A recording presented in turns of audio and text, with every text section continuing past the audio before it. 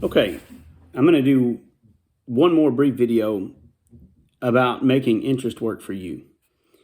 The last video I told you to be really careful about borrowing money and taking out loans and doing those things. And I know, again, right now in high school, you're not likely to do a lot of that, but I'm telling you, it's not going to be very long from now until those kind of things are made available. Specifically in this program, we're making efforts to try to help you to prepare for going to higher education and going to college. And when you go to college, there will be a whole lot of loans that are made available to you where you can borrow money to help you with expenses like gas and food and things like that. It'll help you with your college. It'll help you with room and board. And so inevitably, as a student, they'll loan you out more money than you really need. And so a lot of people go to college and they spend 4 years in school and they learn a lot and they come out and now they've been living really nice in a fancy apartment, having all kinds of stuff because they've been using borrowed money. And now that they're out of college, they have to start paying it back and they go to get a job. And they find out now I've got this job and I'm making more money now that I have a college education and I'm doing better, except I don't necessarily have more money because I got to turn around and give it all back. That's a mistake on the loans. But let me also say, more than just borrowing money that you don't need, if you think ahead right now when you get into the pattern, if you'll set aside money every month that you'll put towards some kind of a savings account. And I understand the whole concept of a retirement account or something like that would be foreign when you're as young as you are. But the concept of taking money and just getting into a habit of saving some is a wonderful idea. And, when I make a budget, we talked about that last week. When I make a budget, I set aside what things are going to go where. And every month I have a certain amount of money that I actually put into it's not exactly a 401k, but something like that, because I know at some point in time when I retire that I'm going to need more income because I won't be making as much money when I'm not working.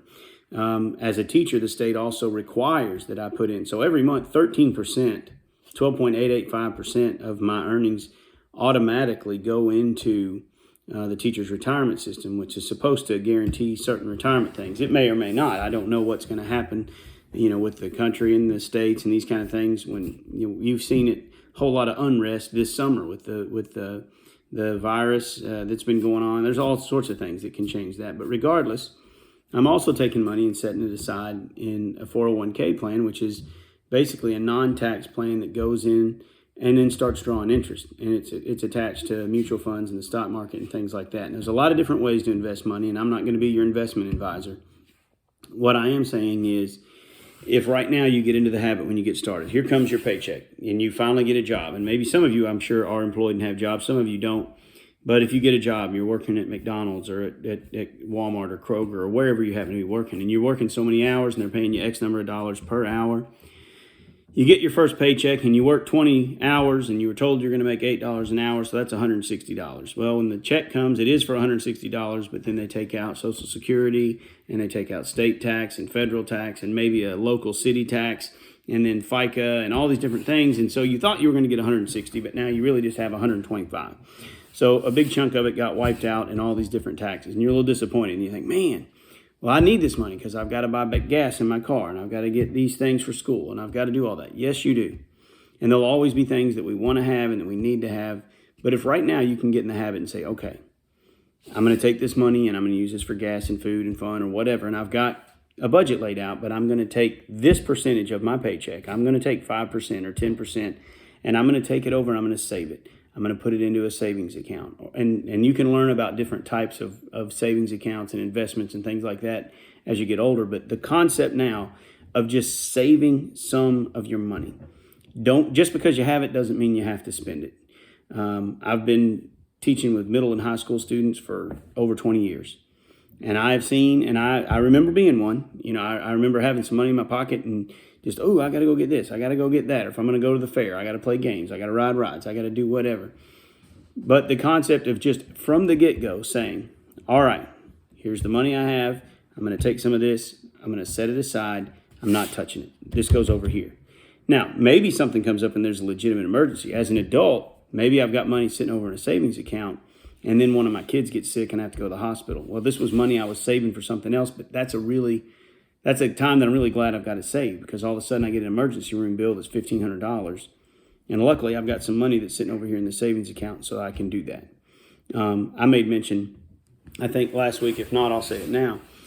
I know that I have bills that are going to come due in October, November, around that time. I'm going to have car insurance that's due all at once. I'm going to have house insurance that's due for a year.